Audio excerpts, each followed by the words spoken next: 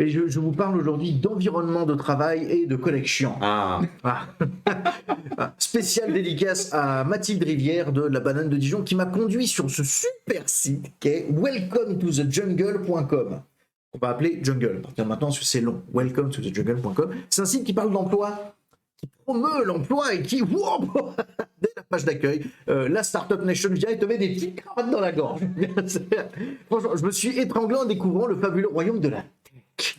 C'est bien ça, la tech, hein. La boîte qui est mise en avant sur la page d'accueil, c'est salut, nous on est dans la food tech. Tu wow, tu te calmes, ok? Tu es dans l'agroalimentaire. Non, on est dans la food tech. D'ailleurs, voici Capucine, notre head of data. Pardon, une head of data. Votre analyste, quoi. Head of data. Ok, très bien.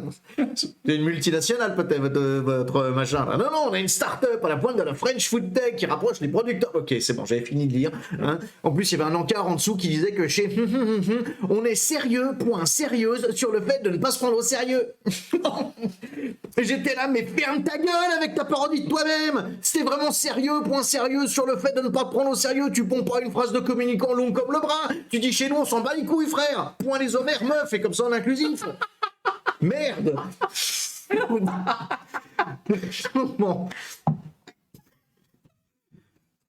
Je vais laisser les reprendre son son. Mais c'est pas leur faute, hein, c'est le marché de la tech qui est comme ça. Je m'en suis rendu compte. Quand tu vois que leur offre d'emploi aux mecs de la food tech, là, c'est répertorié dans food et boissons. Alimentation, c'était pas bien, mais tout anglais, hein, food and drink, c'était pas bon non plus. Et à côté de ça, il y a des gens qui font pas de l'éducation, ils font de l'EdTech. Ils font pas de l'assurance, ils font de l'insurtech. Et à côté, j'ai vu qu'il y avait de la tech, du martech, du fintech. Et oh là, j'ai compris que je venais de woke-tech dans la shit-tech. Voilà, je vous ai donné un petit peu l'ambiance, la ligne éditoriale du site. Hein. Mais c'est pas de ça que je parle. Si je veux parler d'un article qui est au milieu des offres d'emploi et des zooms sur les nouvelles tribus. Parce que oui, sur ce site, on ne dit pas entreprise. On dit tribu. quoi? Oui. Cherchez votre nouvelle tribu. Connard, putain. Donc, au milieu de tout ça, mais je te dis, c'est l'ambiance LinkedIn, mais c'est pour les gens qui aiment LinkedIn, tout simplement. C'est genre. Pardon, excusez-moi. Mais ça, j'en parlerai parce que LinkedIn est devenu un réseau social comme un autre maintenant. Avant, tu postais juste cherche emploi ou nouvel emploi. Maintenant, c'est bon, tu postes des conneries, des mèmes. Sur le milieu de l'entreprise, il faut montrer que t'es hyper. Oui, il faut être drôle, mais pas trop. Voilà. On en parlera. Mon enfance vient de mourir, pardon. Mais là, ouais, je voulais surtout vous parler des articles lifestyle sur la vie professionnelle qu'on peut trouver là-dessus. Hein, parce que jusqu'à présent, autant j'avais l'impression d'avoir marché dans quelque chose qui habituellement sort d'un trou de balle, mais cet article, il m'a prouvé que les gens pouvaient également te l'étaler sur la tronche avec bonne humeur et conviction. Ah, un petit article qui parle du syndrome de Calimero. Qu'est-ce que c'est mignon tout plein, ça, hein. Alors, ça vient d'un psychanalyste qui s'appelle Saverio Tomasella, et ça a été déformé par une connasse qui s'appelle Madame Pichon, et qui est psychologue du travail, RH et coach. Voilà. Oh là là. Donc, Madame Pichon, on va prendre cher.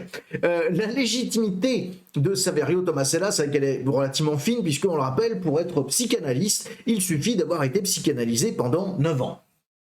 C'est d'ailleurs grâce à ce système exemplaire que mon tonton d'homme, opéré du cœur à plusieurs reprises depuis 20 ans, peut à présent exercer en tant que chirurgien spécialiste du myocarde. Il opère ce samedi. Saverio, il est là tranquille, il fait de la psychathèque, hein, il a écrit tech, un booktech sur ces gens chiants que sont les Calimero. Calimero, pour les gens qui sont moins vieux que nous, c'est le petit poussin noir des dessins animés. Il disait tout le temps « Oh monsieur Croupin, juste, gna gna gna gna !» C'est un lit de merde. Donc en gros, soyons sérieux une minute, hein, le syndrome de Calimero, c'est un syndrome dû à la répétition d'injustices, pas forcément quand on était enfant, ça peut survenir à n'importe quel âge, et ça fait qu'après ta vision elle est biaisée, t'es convaincu que tout le monde t'en veut, donc tu te plains, et quand on résout ton problème, tu trouves tout de suite une autre plainte, parce qu'en vrai tu veux pas qu'on répare les injustices qui ont causé, tu veux pas qu'on répare les injustices de maintenant, tu voudrais qu'on répare les injustices qui ont causé ton trouble à la base il y a des années. Donc on parle d'un mélange de paranoïa et de dépression, donc un truc qui est à l'opposé du fun. Alors Jungle, qu'est-ce qu'ils en disent? Non, putain, le gouac. Alors qu'est-ce qu'elle dit Madame Pichon? Si vous travaillez dans une équipe avec un tel profil, il se peut que vous trouviez cela un peu irritant à la longue. Vous partagez. Madame Pichon et la famille de Monsieur Chaumont. Oui, ils sont ensemble. En gros, c'est vous partagez votre vie avec un dépressif chronique, car si vous êtes en couple avec un tel profil, il se peut que vous trouviez ces tentatives de suicide un peu irritantes à la longue. Hein. On te dit que la personne, elle est malade, Madame Pichon, juste il y a un débile qui lui a donné un nom pourri qui fait que le malade, il peut pas être pris au sérieux. Mais heureusement, il y a Jungle Sita à con, là, qui voit ces personnes au fond du trou et qui fait ce que n'importe qui aurait fait à leur place, hein, leur mettre des petits coups de grolle supplémentaires pour s'assurer qu'elles y restent. Leur traumatisme d'antan mène à une posture de victime. Pour quelle raison ? Encore et toujours pour faire naître chez l'autre un sentiment de compassion.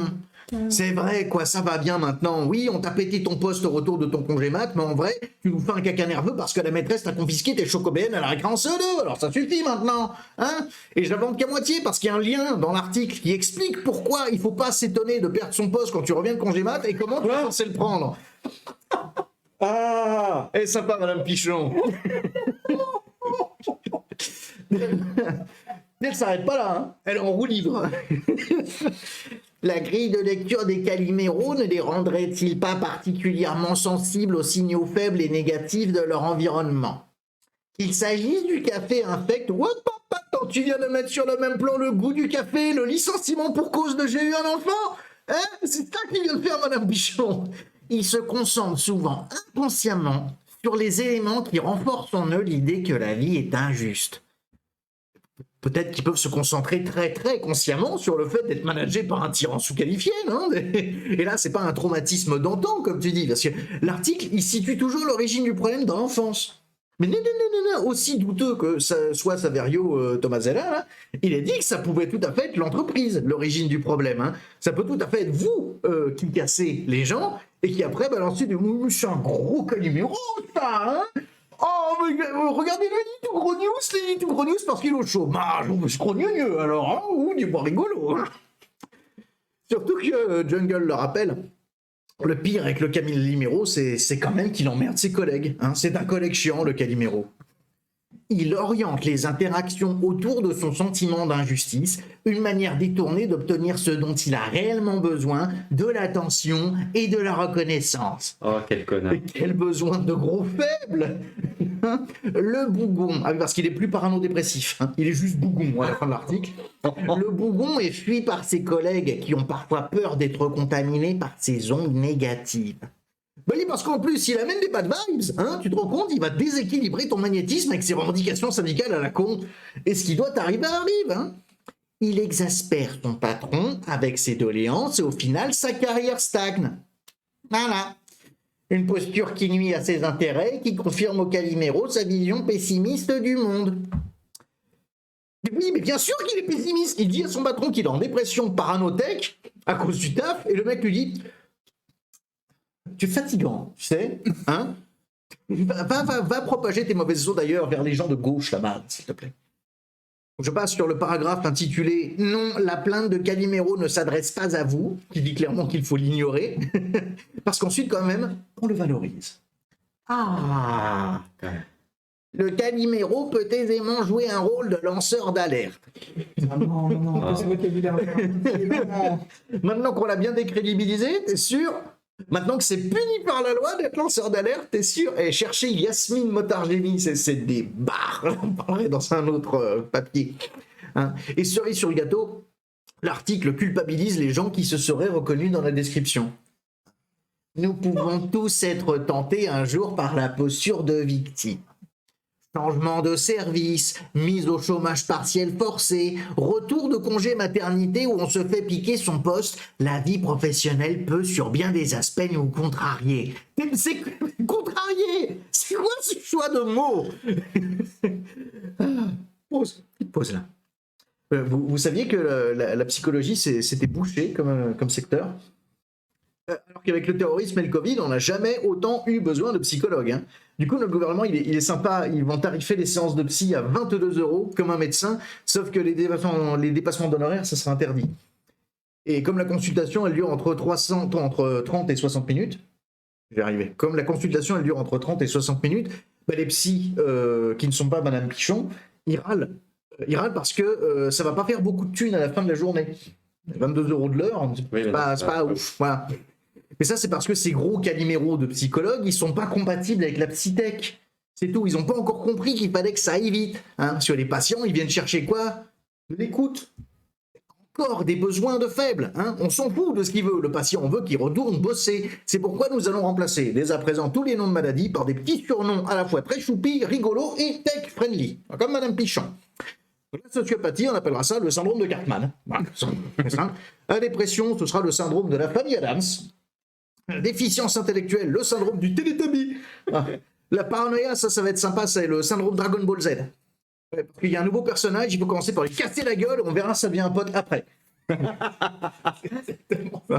Toutes les pathologies du narcissisme, ce seront toutes des syndromes de Skywalker. Il n'y a que moi qui peux sauver le monde. Voilà. M'énerve Star Wars. On parlera de La Belle et la Bête pour le syndrome de Stockholm, on dira une Goethel à la place de mère maltraitante et on dira roi Triton au lieu de père incestueux. Il veut la garder sous sa coupe, il lui dit que oula dehors c'est dangereux et il détruit ce qui appartient à notre homme. Il a quand même une relation pas nette. Hein. On ne parlera plus de zoophilie, mais de modèle de relation interespèce Tintin-Milou.